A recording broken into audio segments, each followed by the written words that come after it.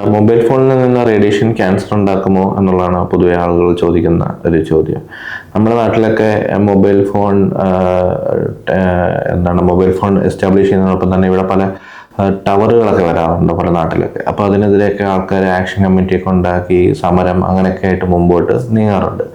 ഇതിൽ എത്രത്തോളം വാസ്തവമുണ്ടെന്നുള്ളതാണ് ചോദ്യം.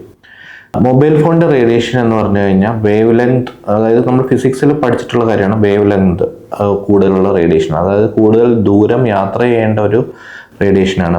ദൂരത്തേക്ക് നമ്മളിപ്പോൾ അമേരിക്കയിലുള്ള ഒരാളെയും കോൾ ചെയ്യാം, എത്ര ദൂരമുള്ള ആളുകൾ, അപ്പോൾ അവിടേക്കൊക്കെ യാത്ര ചെയ്ത് ഈ വേവ്സ് എത്തണമെങ്കിൽ അത്രയും വേവ് ലെങ്ത് ഉള്ള റേഡിയേഷൻസ് ആയിരിക്കണം. അപ്പോൾ വേവ് ലെങ്ത് കൂടുമ്പോൾ ഫ്രീക്വൻസി എന്ന് പറയുന്ന ഒരു കാര്യം നമ്മൾ ഫിസിക്സ് പഠിച്ചിട്ടുള്ളതാണ്, കുറയും. ഇൻവേഴ്സ്ലി പ്രൊപ്പോർഷണൽ വേവ് ലെങ്തും ഫ്രീക്വൻസിയും. അപ്പോൾ ഈ ഫ്രീക്വൻസി കുറഞ്ഞ റേഡിയേഷൻസിന് ക്യാൻസർ ഉണ്ടാക്കാനുള്ള സാധ്യത വളരെ കുറവാണ്, തീരെ ഇല്ല എന്ന് തന്നെ നമുക്ക് പറയാം.